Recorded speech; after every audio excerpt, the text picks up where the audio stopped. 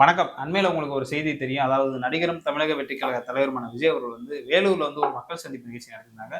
இது நம்ம சாதாரணமா ஒரு மக்கள் சந்திப்பு நிகழ்ச்சியான கடந்து போகணும்னு நெனச்சிருந்தாலும், அதுல பேசின ஒரு குட்டி ஸ்டோரி, விஜய் அவர்கள் பேசின ஒரு குட்டி ஸ்டோரிக்கு மறுநாளே அடிச்சு துவைக்கிற ஒரு சம்பவமா பார்த்தோம்னா, ஜல்லிக்கட்டு ஜூவி அவர் ஒரு சம்பவம் செஞ்சிருக்காங்க.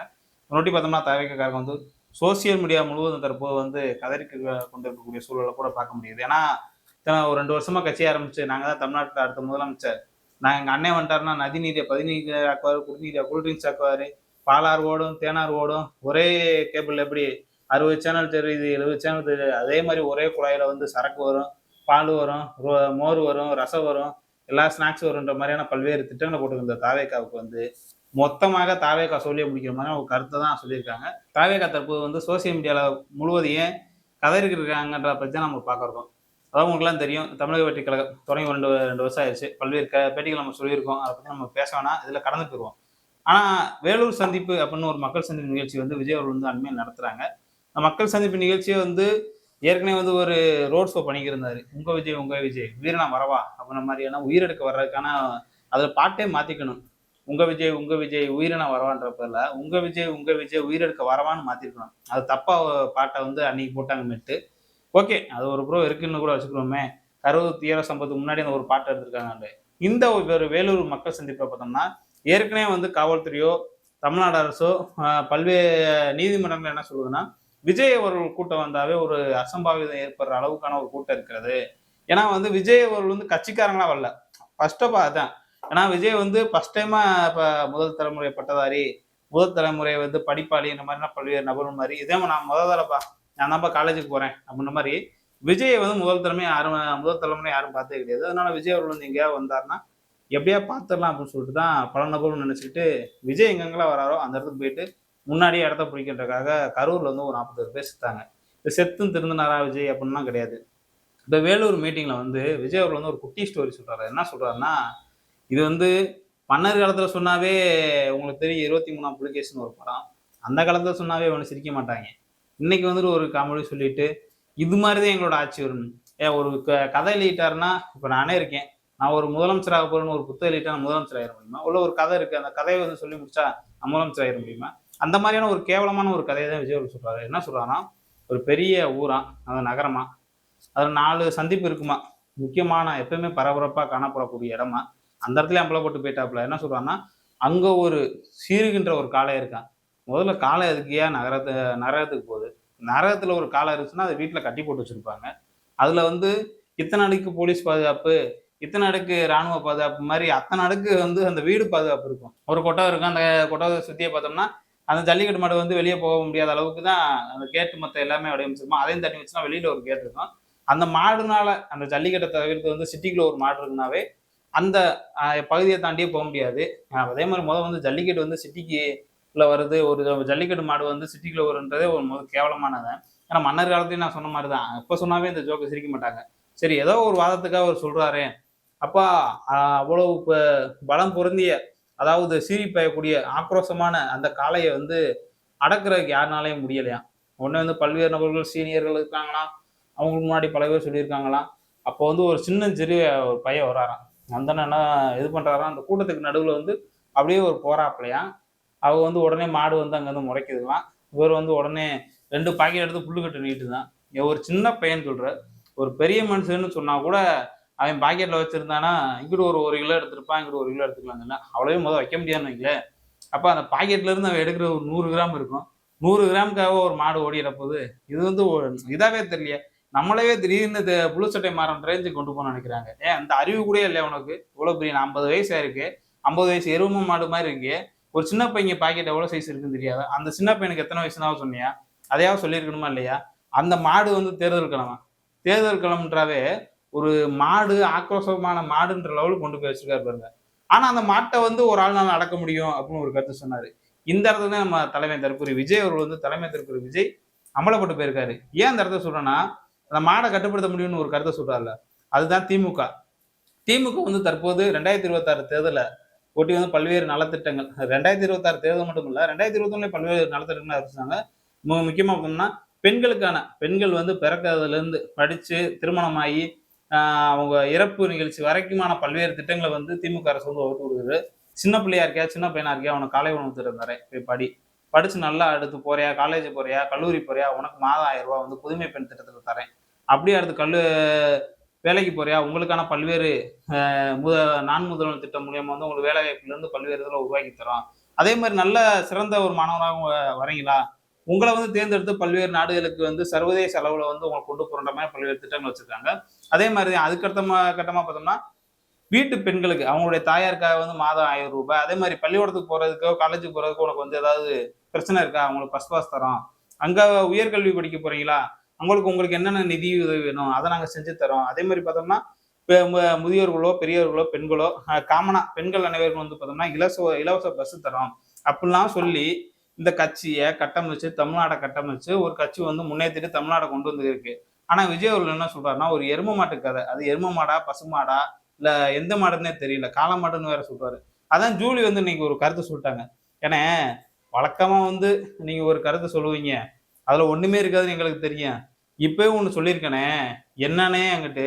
ஏற்கனவே வந்து இவர் பேச்ச கேட்டு பல இடங்கள்ல பார்த்தோம்னா, இப்ப மங்காத்தா படம் உங்களுக்கு தெரியும். ரிலீஸ் ஆச்சு. இந்த தற்கூரி ரசிகர்கள் என்ன பண்றாங்கன்னா, நேரா தியேட்டருக்குள்ள போயிட்டு, என்னதான் இருந்தாலும் விஜய் ரசிகர்களுக்கும், அஜித் ரசிகர்களுக்கும் ஒரு வாக்கியார்த்தம் இருக்கு. எப்படி ச தனுஷ் விசஸ் சிவகார்த்திகேயன், அதே மாரி சூர்யா விசஸ் விக்ரம், இந்த மாதிரியான ஒரு விசஸ் இருக்கோ, அதே மாரி ரஜினி விசஸ் கமல். இப்பதான் அந்த பிரச்சனை கொஞ்சம் குறைஞ்சிருக்கு. அப்ப இருக்கும்போது விஜய் விசஸ் அஜித்ன்றது இன்னும் சோசியல் மீடியால இருக்கு. எங்க பேர் தலன்றது, எங்க தளபதின்றது, நாங்க தான் அப்படி, நாங்க இப்படி, மோதி பார்ப்போமா, வா மோதி பார்ப்போமான்ற ஒரு கருத்து இருக்கும்பொழுது, மங்காதா படத்தை வீடு கொடியை தூக்கி போயிட்டு ஆடிட்டு, தல ரசிகர்கள் போட்டு வெளுத்துருந்தாங்க. அந்த ஒரு சம்பவம் கூட இருந்துச்சு. அங்கேயே ஒரு இந்த தற்கூரியில வந்து அமலப்பட்டாங்கன்னா, அதோட நிக்கல. பல்வேறு இடங்கள்ல அவங்க மீட்டிங்ல கூட ஒரு பொண்ணு சொல்லுது. ஈரோட்ல நடந்த மீட்டிங் நினைக்கிறேன். அங்க வந்து எங்க வீட்டுல மொத்தம் 9 ஓட்டு. அதுல யாராவது மிஸ் ஆச்சுன்னு வைங்க, வச்சிருவேங்கண்ணே சோத்துல. அதான் முடிச்சு விட்டுருவேன்னு. சரி, இந்த கூத்து ஒண்ணுன்னா, மயிலாடுதுறையில வந்து நேத்து ஒரு அம்மன் கோயில வந்து ஒரு திருவிழா நடக்கிறது. அந்த அம்மன் கோயில்ல வந்து தீமிதி திருவிழான்னு ஒண்ணு வைக்கிறாங்க. அங்க அப்படிதான் நெருப்புல ஓடுறான். கொடிய பிடிச்சிட்டு ஓடுறான். அந்த ஊர் மக்கள்லாம் போட்டு பொலபொலன்னு பொளந்துட்டாங்க. இந்த அளவுக்கு தான் தற்கூரிகளோட அறிவு இருக்கிறது. அதாவது 3 1/2, 4 1/2 அவ்வளவுதான் இருக்கும். 5 கூட இல்லைன்னு வைங்க. 5 இருந்தா கூட கொஞ்சம் சிந்திப்பாங்கன்னு வைங்க. அப்ப இப்ப இருக்க ஆள்கிட்ட வந்து ஒரு பலம் பொருந்திய மாடு நிக்குது. ஒரு புள்ள கட்ட எடுத்துட்டு. ஏன்னா விஜய் பேச்ச கேட்டு ஏதாவது அண்மையில உங்களுக்கு தெரியும். ஈரோட்ல வந்து விஜய் அவர்கள் வந்து மக்கள் சந்திப்பு நிகழ்ச்சி பண்ணும்போது, ஒரு ரசிகர் வந்து உச்சபட்ச தற்குறியா மாறி அங்க போடப்பட்டிருந்த அந்த லைட்டுக்காக போடப்பட்டிருப்பாங்களா, அதுல ஏறி இருப்பாரு. ஏறிட்டு அங்கிருந்து அண்ணா வணக்கம்ண்ணா, அண்ணா வணக்கம்ண்ணான்னு சொல்லும்போது, தம்பி கீழ இறங்கு, தம்பி கீழ இறங்குப்பா, கீழ இறங்குனா தான் முத்தம் கொடுப்பேன்னு ஒரு கருத்த சொன்னாரு. அத ஒட்டி பார்த்தோம்னா, அந்த ரீல்ஸ் பண்றதுக்காக கிட்டத்தட்ட ஒரு 5000 10,000 பேர் வந்து சோசியல் மீடியால அந்த ரீல்ஸ பண்ணிக்கிட்டு இருப்பாய்ங்க. இப்ப விஜய் அவர்கள் வந்து ஒரு பலம் பொருந்திய மாணவர் வந்து 2 சின்ன பையன் வந்து புல்லுக்கட்ட கொண்டு போயிட்டு இதெல்லாம் பண்றான்னு சொன்னா, ஏதாவது ஒரு சுண்ணாம்பு போயிட்டு இது மாதிரியான ஒரு ஜல்லிக்கட்டு மாடு நிக்கும்போது, அதாவது ஒரு பலம் பொருந்திய மாடு நிக்கும்போது 2 புல்லுக்கட்ட நிப்பாட்டினாங்கன்னா எத்தன பேர் சாவாங்க? அதான் அந்த பொண்ணு ஜூலி வந்து ஒரு செருப்படி கேட்கிற மாதிரி ஒரு கேள்வியை தான் வச்சிருக்காங்க. ஏன்னா ஏற்கனவே 50 பேர் செத்து போய் கிடக்காங்க. கரூர்ல செத்து போகும்போது வந்து நீயே பேக்கர்ஸ் ஓடுன, திருச்சியில வந்து பத்திரிகையில வந்து என்னென்ன செத்துருக்காங்கன்னு சொன்னா பதிலே சொல்லாம ஓடுன, நோவா பண்ண மாதிரி டாடா காமிச்சிட்டு போற.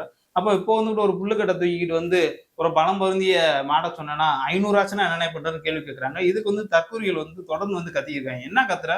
அவ்வளவு ரோசா இருந்தா உங்க தலைவனை பார்த்து கேளு. ஏன் அப்படிலாம் பேசிக்கிறதுல? ஏற்கனவே நம்ம ரசிகர்லாம் தற்கூரியா இருக்காங்க. விசில் அடிச்சா குஞ்சுகளா இருக்காங்க. ஏற்கனவே விசில் அடிச்சா குஞ்சுகளும் ஒரு கருத்தை சொல்லிக்கிருக்காங்க. அந்த சூழல்ல போயிட்டு விசில் சின்னத்தை கொடுத்துட்டு பெரிய விசில் அடிச்சா குஞ்சா மாத்தி வச்சிருக்காங்க. அப்போ என்ன ஒரு அரசியல் பண்ணணும்னே தெரியலையா? ஒரு குட்டி கதை சொல்றனாவும் ஒரு நாட்டுல நல்லது பண்ற மாதிரி இதே இல்லையா குட்டி கதைலாம் உங்ககிட்ட? ஆ இதுக்கு முன்னாடி பார்த்தோம்னா படம் நடிக்கும்போது கூட பல்வேறு நல்ல கருத்துலாம் சொன்னாப்புல. அது கூட ஓகே. ஏன்னா ஒரு பெரிய நதி இருக்கும். அந்த நதியிலேருந்து தண்ணியெல்லாம் போகும். அந்த நதி பல்வேறு நதிகள போகும். பல்வேறு சிக்கல போகும். அத வணங்குறவங்க இருப்பாங்க. வரவேற்கிறவங்களும் இருப்பாங்க. அத காரி துப்புறவங்களும் இருப்பாங்க. ஆனா நம்ம நதிய போல அப்படியே போணும். அந்த ஒரு கருத்த சொன்னத கூட இப்ப பல நபர்கள் சொல்லியிருக்காங்க. அதே மாரி பார்த்தோம்னா இன்னொரு படத்துல உசுப்பேத்துறவன்ட உம்முன்னும், கடுப்பேத்துறவன கம்முன்னும் இருந்தா வாழ்க்கை ஜம்முன்னு இருக்குன்னு ஒரு கருத்து சொன்னாப்புல. அப்ப கூட ஓரளவு அண்ணன் நல்ல கருத்து சொல்றாரு. நம்ம கேட்டு போகணும்னு அந்த மாரி சொன்னாங்க. ஆனா இன்னைக்கு பார்த்தோம்னா ஏற்கனவே ஒரு 50 பேர் செத்து போய் கிடக்கான். இப்ப அண்மையில கூட உங்களுக்கு செருப்படி குடுக்குற மாரியான, உங்கள அசிங்கப்படுத்துற மாரியான ஒரு சம்பவம் கூட சேலத்துல வந்து சுராஜ்ன்ற ஒரு பையன் வந்து வெயில்ல மயங்கி செத்தான். அதனாலதான் வேலூர்ல வந்து பந்தல போட்டு மீட்டிங் நடத்துறீங்க. அப்பயும் திருந்தலையா? யாரையாவது சாகடிக்கின்றக்காகவே ஏதாவது கருத்து சொல்லியா? அப்ப பாருங்க.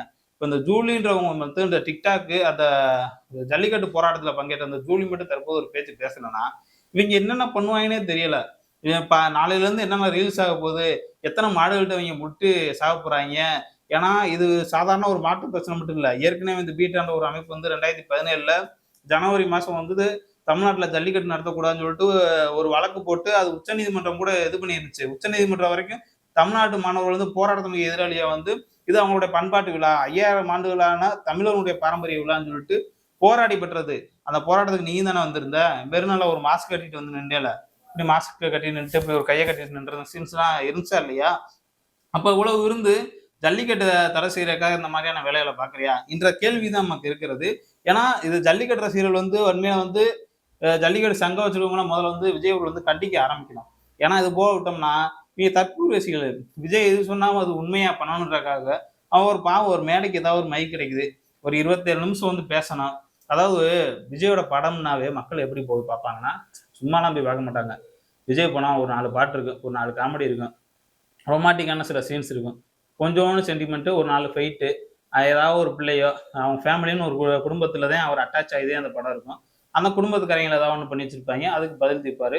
இல்லைன்னா லவர் அவங்களுடைய காதலி இல்லை காதலி வீட்டில் இந்த அளவுக்கு தான் இருக்கும். இல்லைன்னா ஏதாவது ஒரு நாட்டில் ஏதாவது ஒரு பிரச்சனை அப்படின்னு சொல்லிட்டு ஒரு போலீஸா மாதிரி துப்பாக்கி எடுத்து சுற்றுவார்னு வைங்களேன்.